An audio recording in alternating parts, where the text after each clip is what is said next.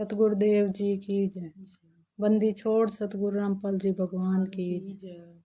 परमात्मा की सभी प्यारी आत्माओं को मुझ भारती दासी का सत्संग। भक्तों, आज हम यहाँ पे एक विशेष बात को लेकर जुड़े हैं। पिछले कई दिनों से देखने को मिल रहा होगा कि ग्रुप में एक थोड़ी हलचल है आरती को लेके, कि आरती बैठ के करे या खड़े होकर करे। लेकिन कुछ जो भगत आत्मा है वो इसी बात पर अड़ गई है कि आरती मतलब गुरुजी ने बोला बैठ के करे और कौन भाई बोल रहा है कि खड़े होकर के। बस वो खड़े और बैठने पर ही अटक गए हैं, लेकिन ऐसा होना नहीं चाहिए। हम सतगुरु रामपाल जी भगवान जी के शिष्य हैं, तो हमें व्यवहार भी उस तरीके का ही करना चाहिए। इतने कुछ भगत हमारे लाइव जुड़े, पहले मंगलाचरण कर लेते हैं। आप सभी भी वीडियो को शेयर कर दें। सतगुरुदेव जी की जय। बंदी छोड़ सतगुरु रामपाल जी भगवान की जय। गरीब नमो नमो सतपुरुष को नमस्कार, गुरु की नहीं सोनर मुनि जन साधु, संतो सर्व सदी नहीं सतगुरु साहिब संत सब दंडोतम प्रणाम।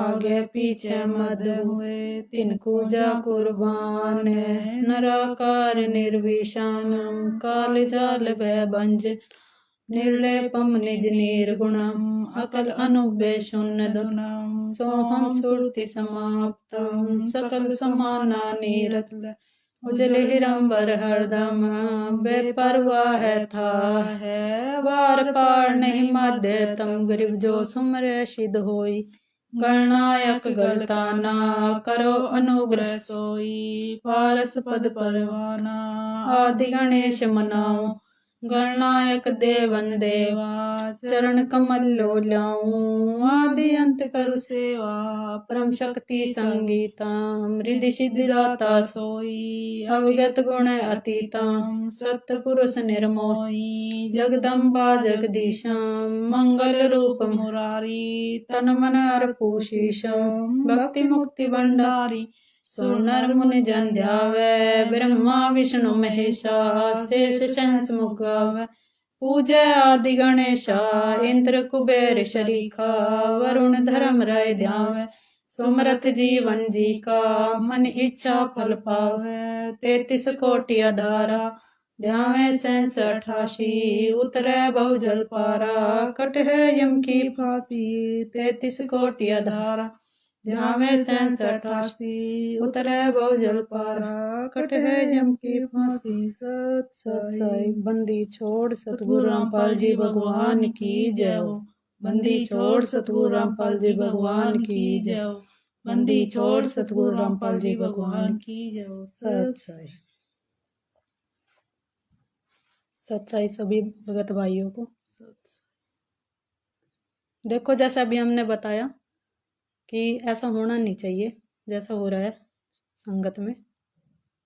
हम सब ने एकता दिखानी होगी, प्रेम भाव दिखाना होगा, तभी मालिक प्रसन्न होगा। अगर 7 साल से भक्तों ने इतना संघर्ष किया है, एक साथ रहे हैं, फिर आज इतनी सी छोटी बात को लेकर दिखा रहे हैं कि आरती खड़े होकर करे या बैठ के, तो मालिक की प्रेरणा से दासी आपको थोड़ा समझाने का प्रयास करेगी कि जो पवन भाई ने अभी मालिक की सत प्रेरणा से बताया ना कि आरती खड़े होकर करे, तो खड़े होकर हमें करनी चाहिए, क्योंकि मालिक ने ऐसा हमें बताया है। अगर सत्संगों में भी बताया है कई बार, लेकिन कई बार हम नोटिस भी नहीं कर पाते। मुझे अभी मुजदासी को भी शाम को भी प्रेरणा हुई, तो मैंने बस मैसेज डाल दिया ग्रुप में। मैं आपको थोड़ा बताना चाहूँगी एक बार। जैसे जगत में अगर देखो आप, कोई भी भगत भाई होते हैं जो जगत वाले, वो अपने शाम को करते हैं आरती, तो हमेशा आप देखना वो ज़्यादा से ज़्यादा जिनमें होंगे ना 90% जो होते हैं जगत वाले भाई जो पूजा करते हैं शाम को, खड़े होकर ही करते हैं। आप कभी देखना आपने देखा होगा कोई, जब आप कहीं फंक्शन में जाते हो, जैसे हवन वगैरह भी कराते हैं घर में, तो आपने देखा होगा एक आरती जब हवन करवाते हैं तो ज्यादातर करते हैं पंडित लोग, ओम जय जगदीश हरे, स्वामी जय जगदीश हरे, और वो हमेशा खड़े होकर करते हैं, लास्ट की होती है और हमेशा खड़े हो जाते हैं सभी, और खड़े होकर ही करते हैं। आपने नाम लेने से पहले काफी भगत ऐसे भी होंगे जो धामों पर गए होंगे, जैसे वैष्णो माता का है, वैष्णो देवी गए होंगे, वहां पे आप देखते हो पंडित होते हैं वो खड़े होकर करते हैं, और वहां पे भीड़ होती है, फिर भी बहुत बार खड़े भी हो जाते हैं और बैठ भी जाते हैं, क्योंकि वो डिपेंड करता है कि वहां पे कितनी ज्यादा भीड़ हो रही, भीड़ ज्यादा होती है तो बिठा भी देते हैं उनको, लेकिन ज्यादा वो खड़े होकर करते हैं। लेकिन आज संगत इसी बात को लेकर अटक गई है कि आरती खड़े होकर करे या बैठ के। बस दासी का एक प्रयास है आपको सबको समझाने के लिए, गुरु जी ने अपने सत्संगों में भी बताया है, लेकिन या तो हम सत्संग ध्यान से सुनते नहीं, सुन भी लेते हैं तो हमारी बुद्धि उस चीज को कैसे नहीं कर पाती, क्योंकि जब मालिक की दया होती है तभी सब कुछ समझ में आता है। तो दासी आपको एक मालिक का सत्संग सुनाएगी, आपको फिर समझाएगी भी उससे थोड़ा अपने बुद्धि विवेक से, मालिक की सत प्रेरणा से। आप 1 मिनट वेट कीजिए।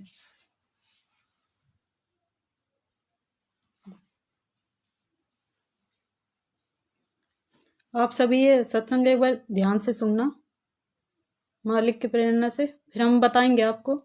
ये सत्संग है महाराष्ट्र के कोल्हापुर का। इसमें परमात्मा ने जिक्र किया है कि आप पहले सुन लो, फिर मैं बताऊंगी आपको आगे, ताकि मेरे से भी कोई गलती ना हो।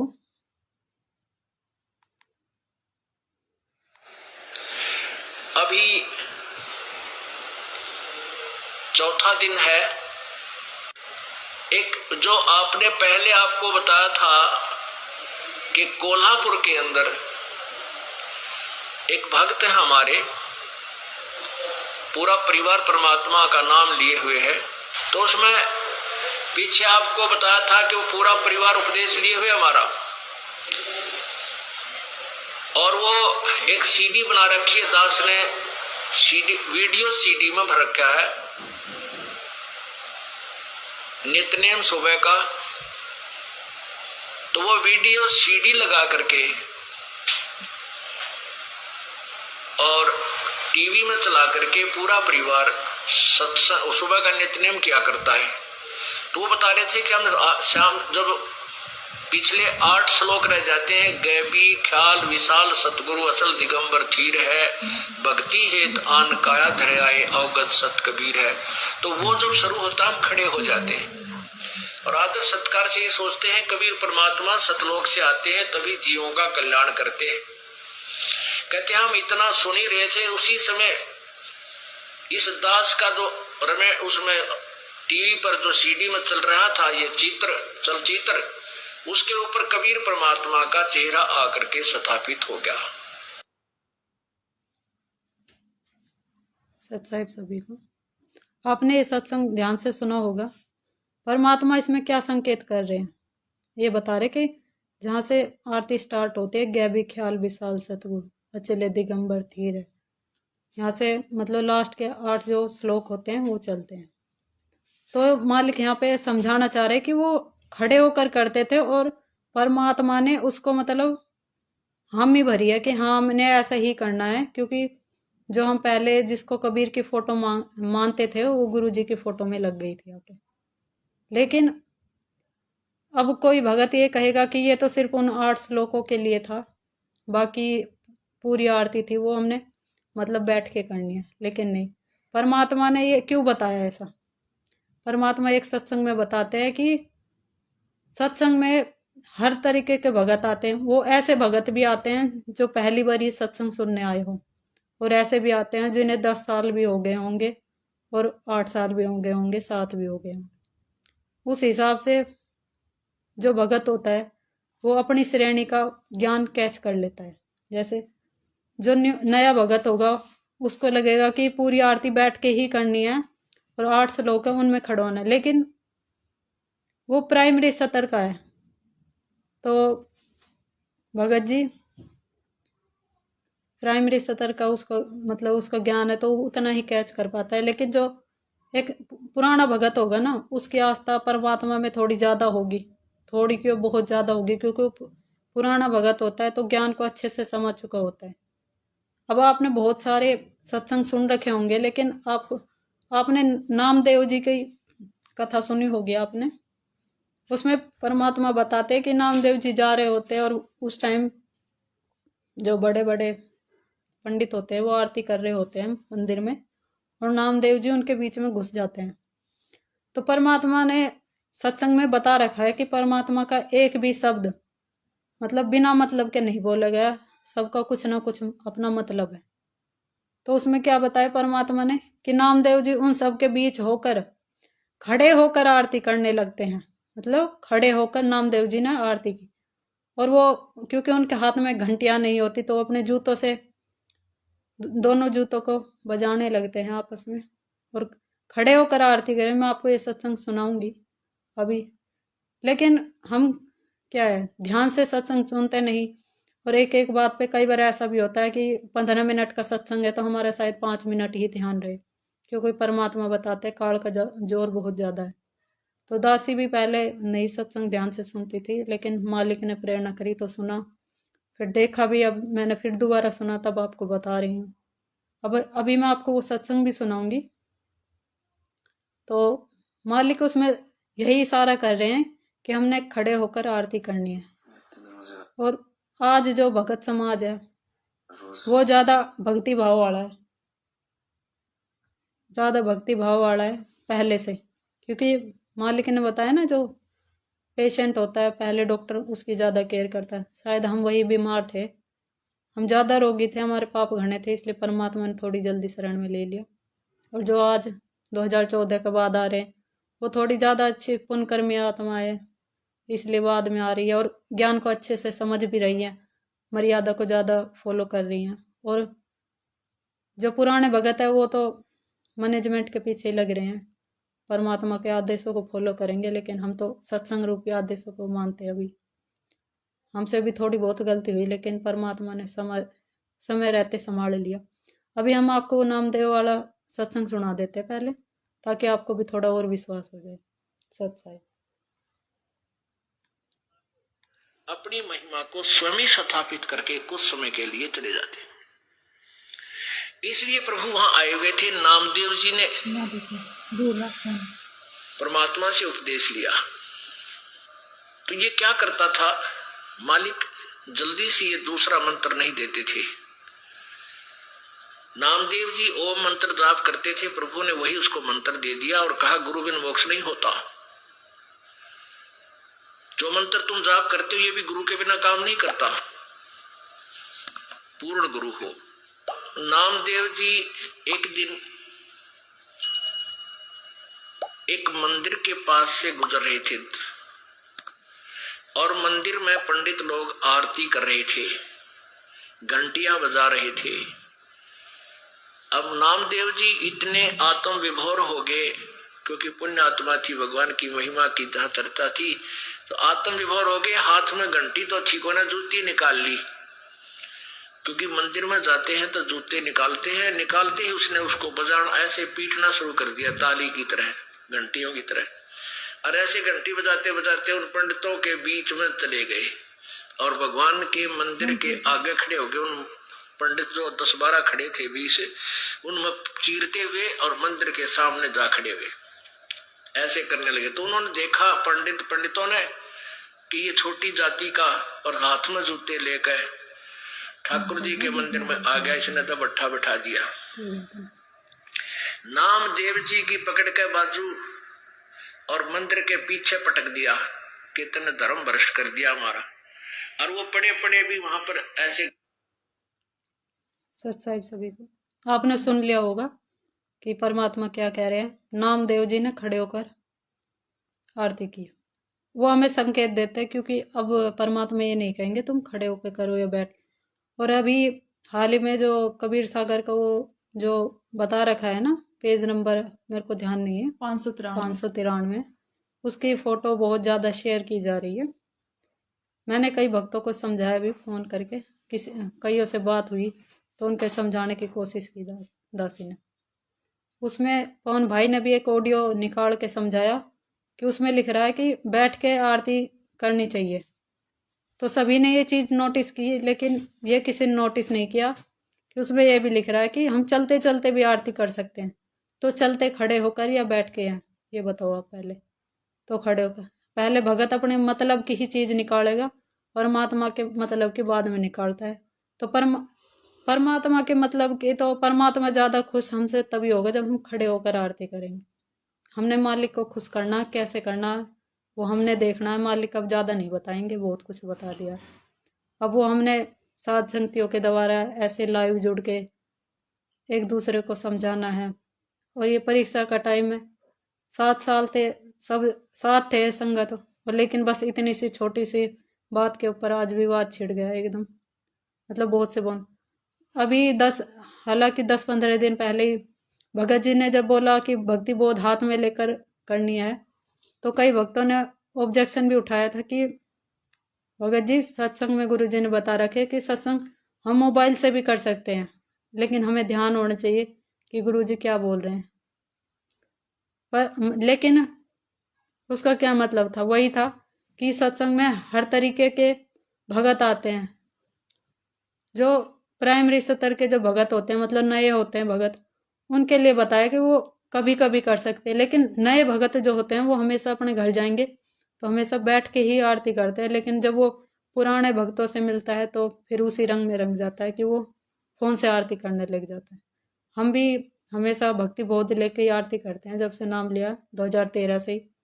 कोई 2-4 बार ऐसा हुआ होगा कि हमने मोबाइल से की, लेकिन हम इसलिए नहीं करते थे मोबाइल में। उसका ये रीज़न नहीं था कि जो हमें पता चला कि गुरुजी आरती कर लेते हैं, हमारी तो आरती हुई नहीं। गुरुजी तो अपने गुरु के लिए करनी है, तो हमने अपने गुरु के लिए करनी। हम इसलिए भक्ति बोध से करते थे क्योंकि एक जब 2-4 बार हमने की तो ध्यान तो लगता ही नहीं था।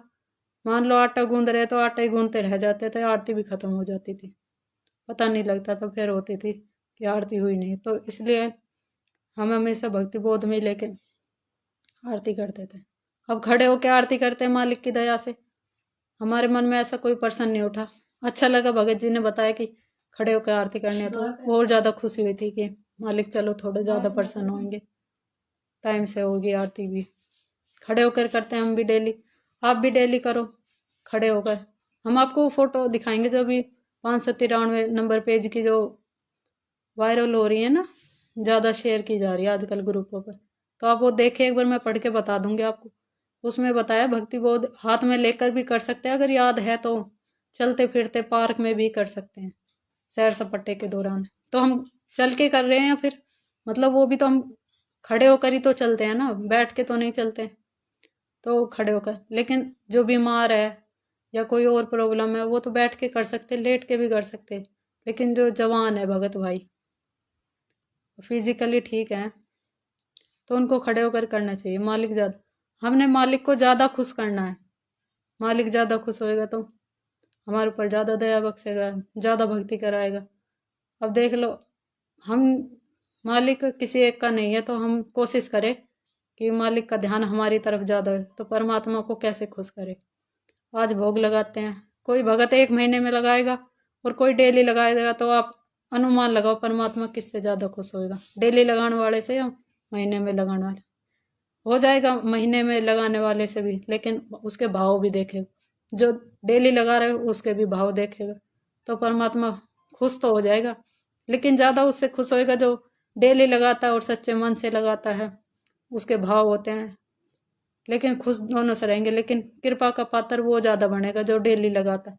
इसी प्रकार हम खड़े होकर आरती करेंगे तो मालिक ज़्यादा खुश होएगा कि मेरा बच्चा मेरे लिए इतना कुछ कर रहा है। मालिक उसको कहीं मार नहीं खाने देंगे, अपनी नज़रों में रखेंगे हमेशा। तो आप एक बार ये देख लो फोटो, फिर आगे बात करेंगे। ये नामदेव वाला सत्संग, उस पर थोड़ा 2 निष्कर्ष निकलते हैं, हम आपको एक और बताएंगे जो इम्पोर्टेंट है। ये आप देख रहे हो, दिख रहा होगा आपको, बहुत से भगत भाइयों के पास है भी। ये देखो, मैं पढ़ के बता देती हूँ एक बार, अंडरलाइन करके भेज रखा है। यदि आप यात्रा में हैं तो आप यात्रा में तीनों संध्या कर सकते हैं, मंत्र भी कर सकते हैं। यदि आप सुबह भ्रमण के लिए जाते हैं तो आपको सुबह का नित्य नियम कर्म याद है तो सैर करते करते भी कर सकते हैं। सैर करते तो घूमते घूमते तो करते हैं ना, चलते चलते या खड़े होकर। इसी प्रकार तीनों संध्या आप सैर करते करते कर सकते हैं यदि याद है तो। यदि याद नहीं है तो भक्ति बोध पढ़ते हुए भी किसी पार्क या एकांत सुरक्षित स्थान पर जहां दुर्घटना को कोई भय न हो चलते चलते कर सकते हैं। यदि घर पर है तो बैठकर करें, यह विधान है नित्य कर्म का। यदि आप घर पर है तो बैठकर करें, लेकिन इसमें ऑप्शन दे रखा है कि चलते चलते भी कर सकते हैं, लेकिन मालिक जिससे ज्यादा खुश होगा आप वो करो ना, इससे बहस। और मैंने आपको अभी नामदेव वाली जो कथा सुनाई है, मालिक ने जो सुनाई है, उसका निष्कर्ष भी यही है कि हम खड़े होकर आरती करें। आरती करें, ये इन छोटी छोटी बातों पे आज संगत में लड़ाई होगी तो काल का दाव तो जल्दी ही लग जाएगा। मुश्किल से परमात्मा ने कुछ बहन भाइयों को चुना है अपने लिए। मर्यादा में रह के भक्ति करनी चाहिए हमने। मालिक दुखी ना हो। इतनी इतनी बड़ी बड़ी परिस्थितियां निकल गई, ये भी निकल जाएगी, लेकिन मालिक दुखी हो जाएगा ना अब, क्योंकि जो बड़ी कठिनाइयों का सामना करे उनसे तो भगत घबराए नहीं, लेकिन छोटी सी बात के ऊपर आज मतलब ऐसे दिखा रहे हैं कि बस क्या हो गया। संगत में बार बार ये फोटो शेयर की जा रही है। आवाज कम दियो ही वो चौथा दिन है, वही है देख कोल्हापुर वाली, और ये कोल्हापुर वाली अभी हमने बताई। तो आपने पूरे सोच समझ कर अब आप विचार कर सकते हो। और मैंने पवन भाई को अभी बोल दिया था थोड़ी देर पहले कि मैं एक आखिरी कोशिश करना चाहूँ भगत जी कि समझा सके, क्या पता मालिक किसी पर दया कर दे। बार बार ऐसी बातें आ रही है कि हम तो बैठ गए, और पवन भाई भी हमारे सामने बार बार ग्रुप पे प्रार्थना करते हैं कि सर पर कपड़ा डाल के आरती करे, खड़े होकर करे। वो उनका अपना कोई पर्सनल प्रॉफिट तो उसमें है नहीं, हमारा ही होगा जो बार बार बोल रहे हैं। लेकिन भगत उसको समझ नहीं चाहता। वो सोचते हैं कि मान बढ़ाई के चलते ये सब हो रहा है, लेकिन नहीं, मान बढ़ाई में अब जो पड़ेगा वो तो नरक का ही रास्ता तय करेगा। अब आप पवन भाई ने समझा दिया, मालिक ने फिर एक बार संदेशा दिलवा दिया।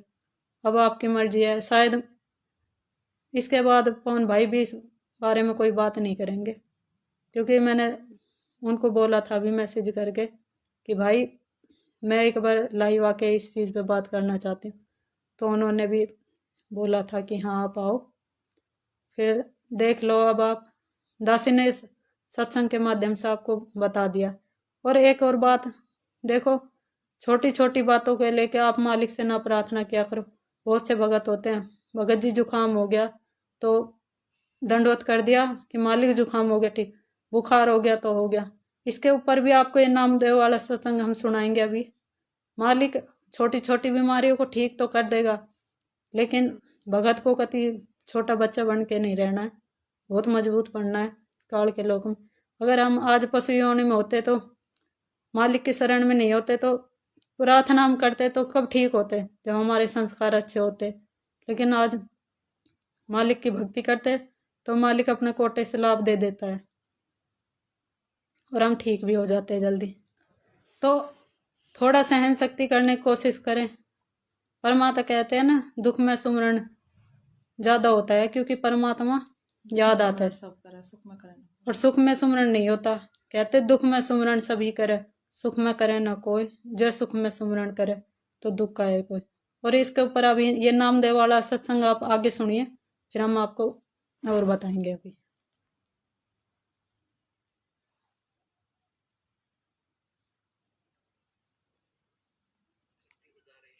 बड़े बड़े भी आरती गा रहे हैं।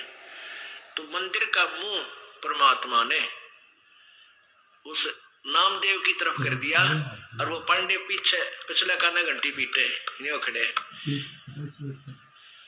तो अब नामदेव जी उठकर आगे, पंडित सारे सहम गए, भाई के कराई तो भगवान ने मुंह इधर कर दिया इसका।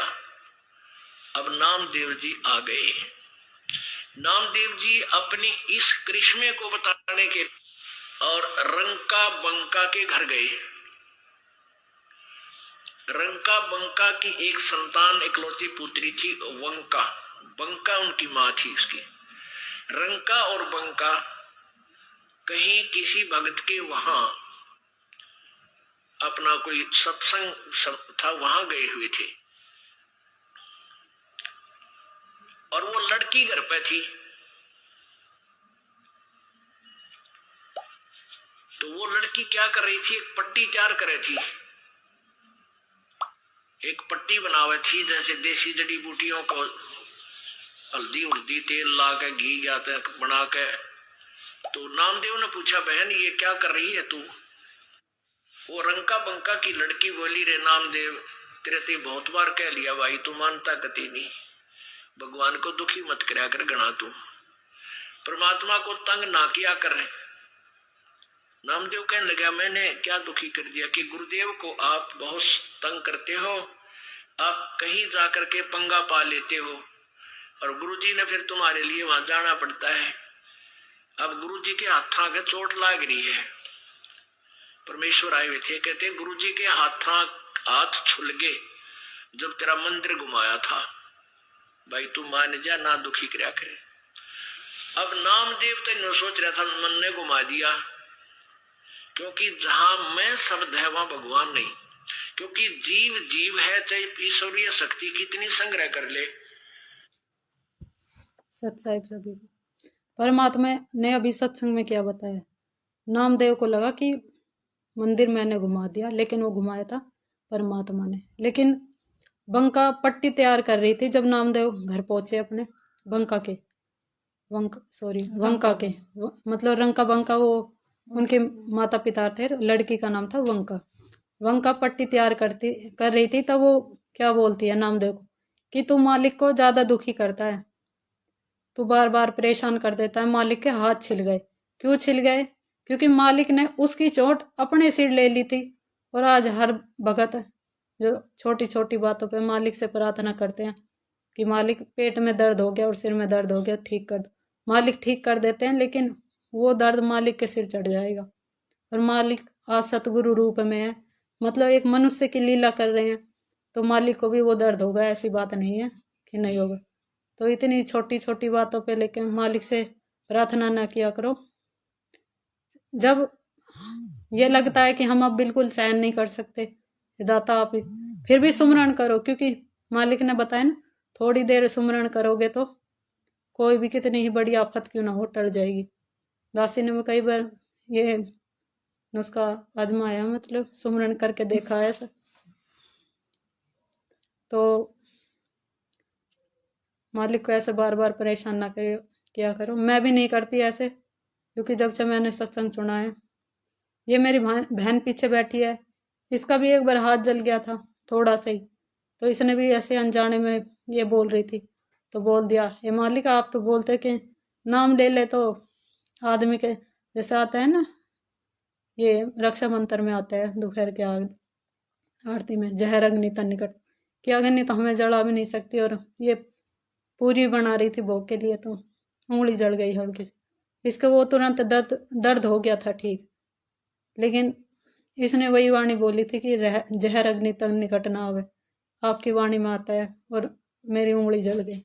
वो उंगली ठीक हो गई थी, लेकिन मेरे को आभास हो गया था कि वो दर्द मालिक ने अपने ऊपर ले लिया।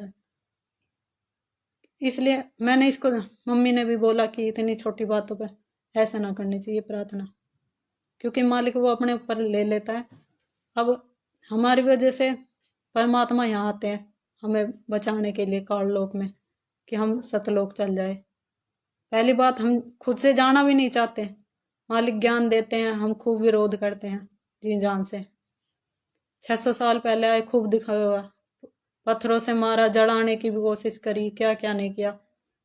और सिकंदर लोधी ने तो तेल के कढ़ाई में भी बैठा दिया था, मालिक बताते हैं। आज हमारी बुद्धि उस स्तर की काम नहीं करती कि हम समझ सके, लेकिन मालिक जानते हैं तो सब कुछ बता देते हैं, और हम दुखी होते हैं क्योंकि हम उस टाइम पढ़े लिखे नहीं थे। लेकिन उस टाइम हम पढ़े लिखे नहीं थे तो खड़े होकर आरती कर लेते थे, लेकिन आज जब पढ़े लिखे हो गए तो आज नखरे लगाते कि ऐसा कहाँ है, खड़े होकर क्यों करें।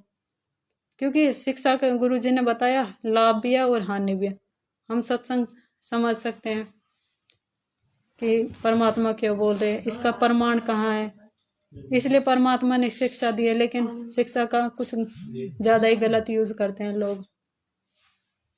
परमात्मा तो अपने बच्चे को जैसे तैसे पहचान लेगा, और जिसको मालिक ने संभालना है और जो संभालना चाहता है उसको किसी ना किसी के माध्यम से संदेश दिलवा के संभाल ही लेगा परमात्मा।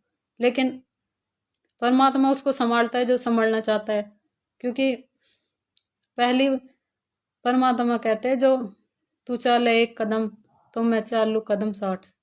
तो पहले हमने एक कदम चलना पड़ेगा मालिक की तरफ, तब मालिक 60 कदम हमारी साइड चलेंगे। लेकिन अब जैसे पवन भाई ने बताया था कि खड़े होकर आरती करें, तो मैं तो बहुत वीक हूँ फिजिकली भी।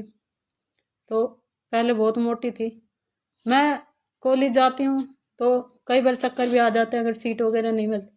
तो मेरे मन में ये आया था कि बताओ भाई ने ये बता दिया खड़े हो किसको वो करनी है, तो मेरे तो हाथ पैर ऐसे हो गए कि मतलब मैं कैसे करूँगी। और भगत जी ने तो ऐसी ऐसी बात बोल दी थी कि हमें तो परमात्मा मिल गया और हम आरती लगा के बैठ जाते हैं टॉयलेट में और आरती होती रहेगी। अब तो दिल में थोड़ी बात असर करी, और थी भी सच्चाई। बहुत से भगत ऐसे ही करते हैं, जा रहे हैं मोटरसाइकिल पे आरती हो जाती है, उन्हें नहीं पता कब क्या हो रहा है, कब आरती शुरू हुई थी और कब खत्म हो गई। लेकिन जैसे अगले दिन उठी तो सोचा चलो थकेंगे तो बैठ भी जाए, थोड़ी देर पैर वैर दर्द करें।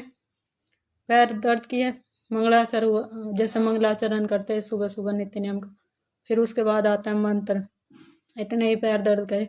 फिर तो मेरे को ये भी नहीं पता चला कि आरती बैठ के हुई है खड़े होके, पूरी आरती खड़े होकर हो गई। फिर एक दिन बस बीच में हल्का सा पेट में दर्द हो रहा था, किसी वजह से हो गया, पता नहीं कैसे, मालिक की उस आरती की तो बैठ के ही आरती कर ली थी।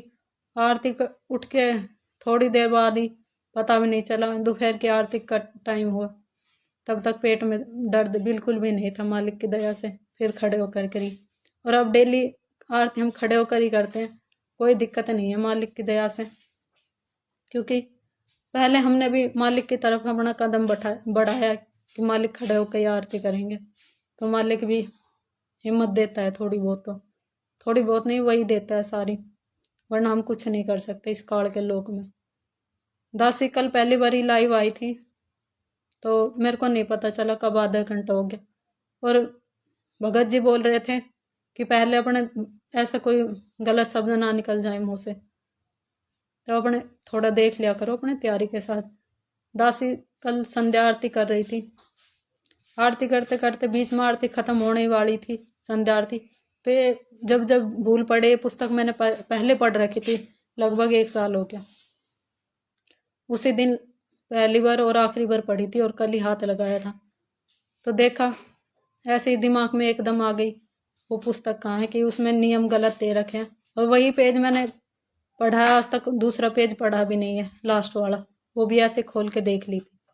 तो कल याद आ गया मालिक की हुई, तो मैंने जैसे संध्या आरती खत्म हुई तो मैंने बोला मम्मी और बहन को कि मैं अभी लाइव आऊँगी और इसके बारे में बताएंगे कि इसमें मर्यादा खंड करेगी।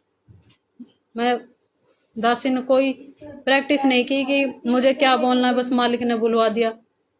फिर आज पवन भाई के पास जैसे मैसेज किया तो भाई ने बोला कि मतलब ध्यान से आराम से मतलब बोलना, लेकिन मैंने अब भी कोई तैयारी नहीं की कि मेरे को क्या बोलना है, बस मालिक के ऊपर छोड़ दिया। मालिक जो बुलवाएंगे बुलवा देंगे, नहीं बुलवाएंगे कोई बात नहीं, हम वीडियो अपना जो थोड़ा सा संदेश है देख के हमने लाइव को एंड कर देंगे। मालिक जो करवाते हैं अच्छे के लिए करवा देते हैं, और आज परीक्षा का मतलब बहुत कम टाइम बच रहा है, मालिक जल्दी आएंगे हमारे बीच, 1-2 साल लग जाए क्या पता, मतलब विनाशकारी टाइम नज़दीक है, और फिर तो हमारे ऊपर है और हम मालिक को कब लाना चाहे। क्योंकि देखो आज जो गुरु हैं, जितने भी विश्व गुरु है, सब नकली है, लेकिन उनकी संगत असली है, वो कभी नहीं लड़ते आपस में बहन भाई। और संत रामपाल जी गुरु जी असली हैं तो संगत नकली है, ये लड़ाई करते रहते हैं, मारपीट करते हैं। मैंने एक और पुस्तक देखी थी कल ही, क्योंकि मैं इस पुस्तक को ढूंढ रही थी जब भूल पड़े, तो मेरे तो इसका दिमाग में नाम भी निकल गया, तो बहन ने ढूंढ के दी थी। तो जब उसमें देखा था भगवान से डरो, भगवान से डरो, शायद ऐसा ही कुछ नाम है उसका, डरो भगवान से, ऐसा ही कुछ है। तो दासी उसमें देखा, तो उसमें वो जाट आरक्षण की लिख रही थी। उसमें लिख रहा था कि मतलब मुझे रामपाल की दास की आदेश से ये सब कुछ होता है। दास ने ही जाट आरक्षण का आदेश दिया था कि हाँ इतना दान कर दो, ये है वो। और आगे लिख भी रहा था, उसके जस्ट जैसे ही एक लाइन खत्म होती दूसरी लाइन में यही लिख रहा कि दास किसी भी जाति या धर्म को बढ़ावा नहीं देता। तो जाट का एक तो समर्थन भी कह रहे हैं गुरुजी ने करवा दिया है, और दूसरा ये भी लिख दिया है कि जाट मतलब जाति या किसी धर्म को समर्थन नहीं करते, सब मालिक के बच्चे हैं। तो ये मालिक दोगली बात थोड़ी ना करेगा, ये मैनेजमेंट वाले अपने दान के हिसाब से ये सब कर रहे हैं। और आप ऐसे आपस में वो ना करें, जहाँ भी साध संगति हो वहाँ जाने का प्रयास करें, अपने छोटी बड़ी जैसी भी हो, मालिक जैसे प्रेरणा करे आप जाए, पर लड़े नहीं। ऐसा ना हो कोई तीसरा आके फिर काल का दाव लग जाए, क्योंकि परमात्मा की तो इस पिछली पीढ़ी में एक भी आत्मा पार होगी तो मालिक का मिशन वो सफल हो जाएगा। लेकिन लक्ष्य 84 में रह जाएंगे हम जैसे भटकने के लिए, क्योंकि कष्ट हम नहीं भोगना है। मालिक आए थे लेने, लेकिन वो हमारी ना समझी, हम निकल नहीं पा रहे, क्योंकि हम भगवान को नहीं पहचान पा रहे। मालिक सबको दृढ़ करके ही छोड़ेगा जिसको ले जाना होगा। लेकिन मालिक से यही प्रार्थना करो, ज़्यादा कुछ मत मांगो मालिक से, मालिक बस भक्ति और मर्यादा दे दो, अपने हमारी भक्ति ठीक रहे, मर्यादा ठीक चलती रहे, ताकि मालिक से प्रार्थना करो कि हमें इसी जन्म में पार कर दे, तुम्हारा हमारा कोई जन्म ना बोझ है। या सुबह के नित्य नियम में आता है ना, अष्टांग से दंडवत प्रणाम, संध्या प्रात करे निष्कामा, मतलब निष्काम भाव से सुबह शाम की जो दंडवत प्रणाम हम करते हैं परमात्मा की, वो निष्फल निष्काम से होनी चाहिए। मतलब कोई हमारी इच्छा नहीं होनी चाहिए कि भगवान ये दे दे वो दे दे, मेरा ये कम कर दे या वो काम कर दे। मालिक से प्रार्थना करो बस, मालिक भक्ति ठीक चलती रहे अपने, और मर्यादा हमारी बनी रहे। और आप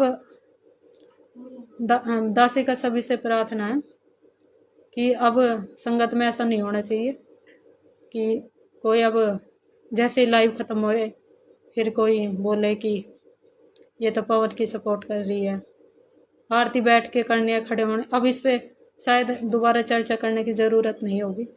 और देखो पवन भाई जी ने तो बोल दिया था कि जिसको करनी है करो, क्योंकि उनका कोई अपना पर्सनल प्रॉफिट इसमें बिल्कुल भी नहीं है।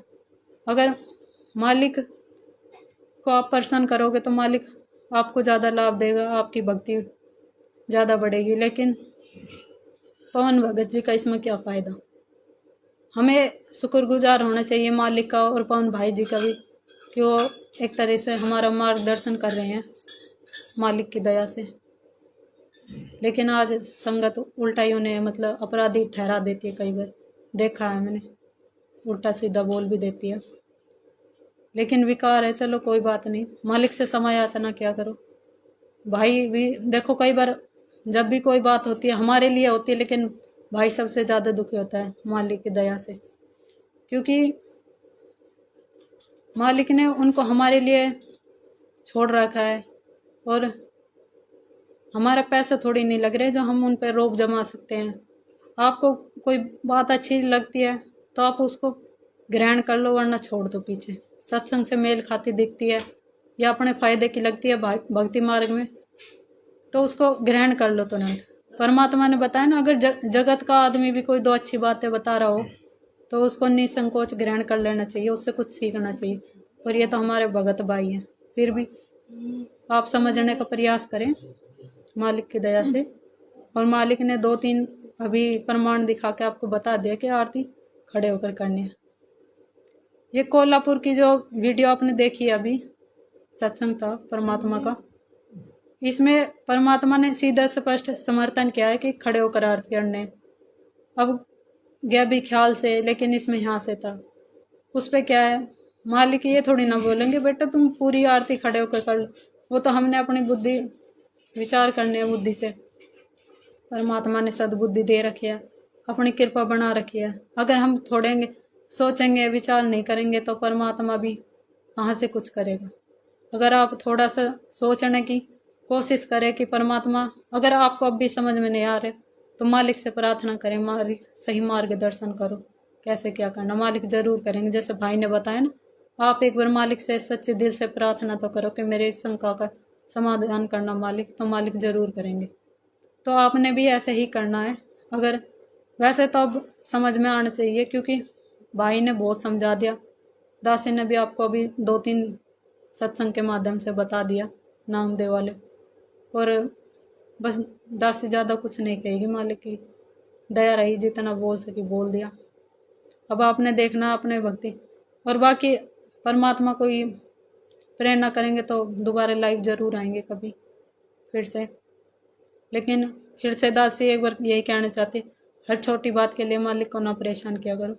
मालिक परमेश्वर है, इस बात में कोई मतलब संकोच नहीं है। लेकिन परमात्मा भी एक मतलब भूमिका में है, सतगुरु की भूमिका कर रहे हैं, और वो हमारे हर पाप को अपनी तरफ लेंगे। कहते हैं ना, शिष्य का सारा पाप सतगुरु के कंधे पर होता है।